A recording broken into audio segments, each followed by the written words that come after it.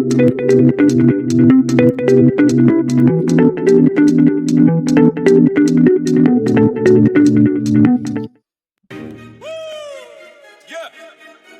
Mga loyalistang bangag, yo. Mga loyalistang bangag ay nahay sa propaganda. Mga loyalistang bangag may sarili mundo kasama bangag nilang presidente. Alright, hello, welcome po dito sa ating isa pang channel, no? And this is my backup channel, Pinoy Lens, no? At ayun pala, tama, Pinoy Lens. At sana po ay i-subscribe nyo po at tulungan nyo po itong channel na to na maka-grow. At ito naman po ay tungkol din po sa ganito, pag-uusap parang podcast, no? Ang pinagkaiba lang po nito ni Pinoy Adobo at saka ni itong Pinoy Lens, which is ako rin naman yun, ay parang ganito lang, no? Ine-explain lang sa'yo o nagbablog. No, kasi sa Pinoy Adobo, alam niyo naman na may video pa yan para mag-react.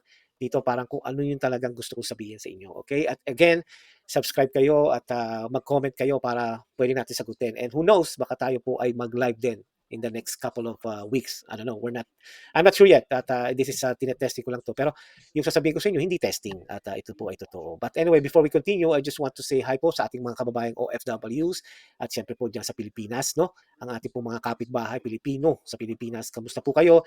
At sana po ay maganda po ang inyong Pasko. Even though na 500 pesos lang ang inyong Noche Buena, which is nakakalungkot dahil parang nasa ibang mundo ang sekretary ng DTI na si Roque. But anyway, nabanggit ko lang po yun dahil nakakalungkot. Dahil hanggang ngayon po ay ginagago tayo ng bangag administration na ito. Alright. Well, ang topic ko ngayon, ang pag-uusapan ko ngayon ay tungkol po ito sa dati kong napanood. Ito po ay matagal na, 2022 pa to. Kaya ako naman po ito gusto sabihin sa inyo para ma-share lang naman.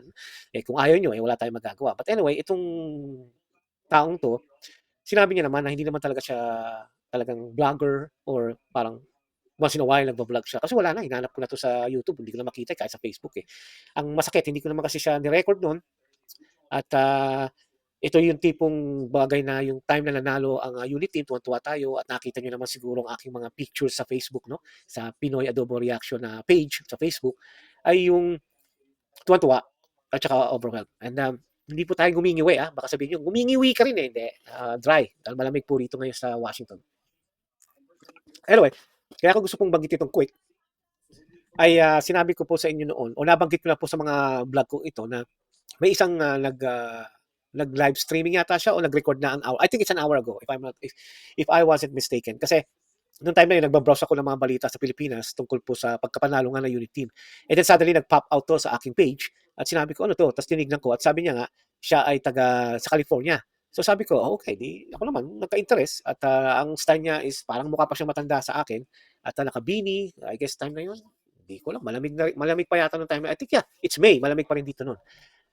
Anyway, sinasabi niya na binabati niya, nakalagay sa title niya ay sana mali ako. Parang yun ang tatanda ko. Sana mali ako o I'm wrong. Parang ganun eh. Basta something like that. So, nagstay ako sa video na yun. Pinanood ko siya quick. At yun nga, binabanggit niya yung sarili niya and I'm about to change the channel. No? Kasi nga sabi ko, naghahanap nga ako eh kung sino o kung saan ako makakita ng magandang news na tungkol po sa balita sa Pilipinas after the election ng 2022. Dahil masaya ako, panalo si Sara, panalong bangag, although nakakalukot na nalong bangag, but yeah, new team pa tayo noon. And sinasabi niya na siya raw daw ay dati nagtrabaho sa panahon ng tatay ni Bangag. Hindi siya yung tatay, ay yung magulang. So that family been working at yung Marcos naman daw ay empleyado nga sila, which is alam naman natin na ang maraming empleyado mga Marcoses no. Hindi ko lang alam kung saan. Hindi naman niya binanggit kung paano at kung anong negosyo or sila ba ay isa rin sa mga tauhan sa Malacanang nung araw. I'm not sure, hindi niya na binanggit 'yon. Pero ang nag-call ng attention ko kasi I'm about to change the channel kasi nga naghahanap ako. Binanggit niya yung sana mali ako na or sana hindi totoo yung kutob ko na hindi mangyayari ito sa Pilipino. So nag-stop ako. Talagang I remove my hand sa computer ko para hindi ko magalaw. And then nanood ako, tinignan ko. Pero sa TV ko naman, pinapanood ko pa naman yung unit team, no, na kapapanalo lang ng bilangan. So syempre, masaya pa tayo, excited, kasi nga, isang Duterte na naman ang pumasok. And sinabi niya na binabati ko si Sara Duterte at binoto ko yan. So I guess he's a immigrant. And then, sabi niya, pero yung iba raw ang binoto niya sa pagka-presidente. So, nagtaka ko. Sabi ko parang, okay, nagtrabaho yung magulang mo sa mga Marcos, pero hindi mo binoto yung anak. Yun ang tanong ko agad. And then sinabi niya na, alam mo, pinag-uusapan namin magkakaibigan, close to each other, family. na sana hindi totoo yung pinag-usapan namin. At ang aming pinag-usapan ay baka raw nakarating daw sa kanila from the Philippines, ha. Sabi niya, nakarating daw na parang gagante ang ang Marcos sa Pilipino. So nung narinig ko yun, sabi ko, tarantado to ha. Sabi ko gano'n. Siyempre, excited ka nga. At iniisip mo na si Bangag ay babawi sa nangyari sa kanilang pamilya. Parang ipakikita niya sa Pilipino na, hey, hindi kami masamang tao. And I will prove it to you. Iaangat natin lalo Pilipinas. Kasi nung time na yun, di ba, nangangampanya niya siya, 20 pesos sa bigas, bla bla bla, bla bla bla. At sinabi niya na kakalampas lang ng COVID, which is true. 2020 ang COVID, di ba? And then 2022, kaya nga yung mga tao nakamask pa yung panahon na yun. So sabi niya gagawa niya ng paraan na maiangat ang Pilipinas sa tulong ni Sara Duterte dahil pareho naman silang politiko rin. So magandang sinabi ng hayop na Bangag na yan. So nung sinabi niya yun, siyempre ako sabi ko ba walang yato, naninira agad, hindi pa nakakaupo yung tao. Diba? So sabi ko talaga nga naman, iniisip ko pa nga baka mamaya pakawala ng Dilawan, Pinklawan. So sorry na lang Pinklawan, Dilawan ha. At napagbintangan ko yun, my bad, I'm sorry. But anyway, yun nga at sabi niya gaganti raw ang Marcos sa Pilipinas dahil po sa nangyari sa kanya, yung kanilang mga ari-arian na hold dahil sa Pilipinas. Siyempre, alam niyo naman siguro yung history. Si Cory Aquino, pinahold niya yung mga ari-arian ng mga Marcoses. Although, hindi naman natin alam kung nabawi talaga o nabawi ba't pinaghatian rin nila or what. I don't know. Kasi kung nabawi ng mga yan, yung ari-arian ng Pilipino, ay kahit pa paano siguro meron tayong talagang we're good. No. But, well, mauubos na rin yan ngayon dahil nga magnanakaw si Bangag. So, iisip ko, sabi ko, ba't ganun? Ba't ganun yung sinasabi niya? So, gaganti raw ang Marcos at pahihirapan. Parang unti-unti nilang ipalalasap sa Pilipino na dahil sa ginawa nyo sa aming pamilya, ito ang gagawin namin sa inyo. Pahihirapan ko kayo. Parang ganun daw ang nabalitaan nila sa Pilipinas. The only thing na hindi ko lang maintindihan or nakuha is sino yung nagsabi na taga-Pilipinas. Was that person is from the North? Or yung ba'y nagtatrabaho din kanila Marcos? Or yung ba'y propaganda? I really don't know. Ako naman ay nakinig lang doon sa tao na yon. Ngayon, di nag-stay na ako sa kanya. Pinanood ko na siya. Siyempre, para at least meron din ako may vlog. Yun ang iniisip ko noon eh. Mag-vlog tungkol sa kanya. Ang problema lang, hindi ko na screen record yung ginawa niya. So anyway, tuloy-tuloy yung kanyang pinagsasabi at sinabi niya na kung ano raw yung nawala sa mga Marcoses noon, nung panahon na natanggal sila sa pwesto, yun daw ang kukunin nila ngayon. At ipakikita nila at ipararamdam nila sa Pilipino ang ganti at galit ng ginawa sa kanila. So sabi ko, hindi ko maintindihan. Sabi ko, really? Parang it's threatening talaga eh. Di ba? Kung talagang halimbawa ng time na yon, talagang I'm thinking na it's really threatening. But anyway, since siyempre narinig ko na lahat tungkol doon ganti-ganti, pahihirapan ng Pilipino, ngayon, kinumpare ko ngayon to the present. And looks what's going on right now. Do you think tama ba ang sinabi ng taong yon? Or gawa-gawa lang? Kasi kung gawa-gawa lang, look at what's going on in the Philippines. Meron bang napatunayan si Bangag within 3 years plus? Di ba? Yun ang aking tanong ngayon. Kasi kung i-connect nyo talaga sa past at ngayon sa present, talagang nagtutugma para sa akin eh. Di ba? Masakit ngayon ang nangyayari sa Pilipino. Hindi na kay Tatay Digong, wag na natin sama sa Tatay Digong dahil pinadala sa dahig. Wag na natin isipin yun. Pero yung tipong stability ng bansa. Look at what's going on in the stock market ng Pilipinas. Look what's going on sa mga turista. Di ba? And yung gold reserve natin, di ba? Ito mo na may balita, hindi ko na rin sa inyo sasabihin yan, alam niyo na rin yan. So, nung iniisip ko ngayon, at saka nung sinabi ng taong yun, nagtutugma. Iba pa yung sinabi ni Ma'am Maharlika. Hindi ko rin alam kung napanood din ni Ma'am Maharlika kasi I don't think napanood niya yun dahil hindi niya binabanggit sa vlog niya yun. Di ba? Kaya nga up to now, hinahanap ko yun eh. Even though parang imposible na, pero baka lumabas. Who knows? Kaya nga minsan, sa akin lang to iniisip ko, baka napagsabihan siya ng loyalista. Uy, ba't mo sinabi yan? Tanggalin mo yan, buray mo yan. Who knows? Siyempre, may nakapanood. The thing is, nung pinanood ko siya noon, natatandaan ko, wala pang 50 views ang kanyang, yung views nga, wala pang 50. Isa na ako sa less than 50. And then, yung subscriber niya, siguro mga 7 lang, katulad ko. Ngayon, kay Pinoy Lens, 7, 6 yata ang kanyang subscriber. And then after that, nawala na. Tinatry ko yung history. Talagang, I tried my best para at least may pakita ko sa inyo kahit paano. Wala na talaga eh.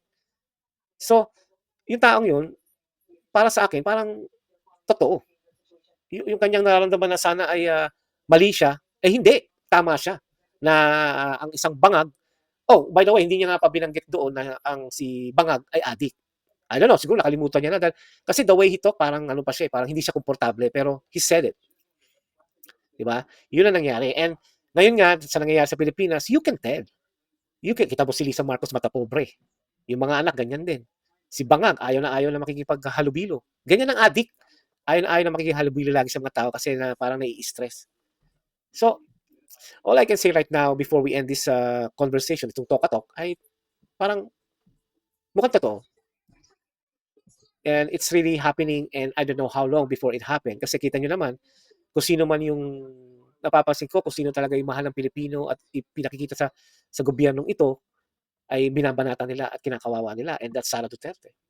And of course, Tatay Digong, nabanggit ko na rin. Diba? Pero again, we're just talking about what the guy said na parang totoo talaga na pahihirapan niya ang Pilipino. Nanakawan niya ang mga Pilipino. Parang ang nangyari, ganun, ngayon nakalusot na ako, naloko kayo, yari kayo sa akin ngayon. Lintik lang ang walang ganti. Yun ang aking nakikita. Kaya mga Pilipino, hindi ko alam kung ano na mangyayari sa susunod pang 3 years. Kasi nakailang people power na kuno, pero walang nangyayari. I'm not saying na tanggalin na ang Bangag, dapat talaga. Kasi baksak ng Pilipinas eh. Kung ganyan ang gusto nyo mangyari sa buhay nyo, then I guess that's how it is. Diba? I'm not saying this because I am Sara Duterte. I'm saying this is just because in general, talagang baksak ang Pilipinas. This is not about the Dutertes anymore. This is about them. And look at what's going on right now. Dito sa US, talagang ang tingin kay Marcos Jr. ay adik. And they're pulling out. Kung ano man yung gustong gawin ng White House right now, Philippines is not priority. Why do you think si Bangag ngayon ay dumidikit-dikit o nagtatry dumikit sa China? Dahil ramdam niya na rin na talagang ginagago lang din siya ng US, katulad ng ginagawa niyang panggagago sa Pilipinas. And that's one of the karma. At kung matatandaan nyo, or kung may makakita man sa inyo, what happened to Afghanistan na dinala sa Pilipinas? And you know what's going on right now here sa US? Hindi na nila bibigyan ng immigrant or visa ang mga Afghanistan. Di ba nasa Pilipinas ngayon yun? Di ba yun ang sinasabi ni Sarah, hindi pabor sa kanya yung ginawa ni Bangag? Nadalin doon ang mga Afghanistan, temporarily processing bago padala sa Amerika? Wala na. O ano ngayon ang mangyayari sa mga yon? Diba? So, things are getting worse sa Pilipinas. And unfortunately, nakakawawa talaga. Kaya sana kayo mga Pilipino, gising na. Diba? Huwag kayong magpapaniwala sa mga ibang vloggers niya na keso ganito, ang galing-galing ni BBM, ganyan-ganyan. Tignan nyo yung paligid na lang. Huwag na yung tao. Diba? I-compare nyo nga yung Ilocos sa Davao City. Mismo ako may nakakausap akong taga Ilocos dito. Dahil marami Ilocano dito sa US eh. Oh, sinasabi nila, men, tagal ko na sa Ilocos noon, wala naman nangyari. Ang pangit pa rin. Magaganda yung mga dagat, yeah. Pero yung development, improvement nga. And it's true. Mas maganda raw ngayon ang Ilocos Sur kumpara sa Norte. See that? And mismo ngayon, presidente na. Nakailang pwesto na ang mga Marcos. Bakit gano'n? So iniisip ko rin na siguro ayaw nilang maging progressive ang probinsya nila. Parang yan ang din ang ginagawa ng mga Dilawan no, na gusto nila manatili mahirap ang mahihirap para sa kanila lahat umasa. Para pagkabotohan, sige, boto nyo ako para magkaroon ka ulit. It's like drugs. Di ba? Do this for me and I will give you this. So ganyan. Ang mga oligarch at ang mga politikong sarili lang ang iniisip. Kaya sana mag-isip-isip kayo mga Pilipino. Okay? O sige, hanggang dito na lang po muna at tayo po ay magkakaroon ulit ng discussion next time. Again, this is Pinoy Lens at supportan nyo po. And please subscribe, comment, like, share at i-press yung bell notification. Okay? Alrighty, sige po at I will see you again. Bye-bye and sabi nga ni Sara Duterte, mahalin natin ang Pilipinas. Okay? Alrighty, I hope you like the song. Thank you. Music na lang. Bye-bye.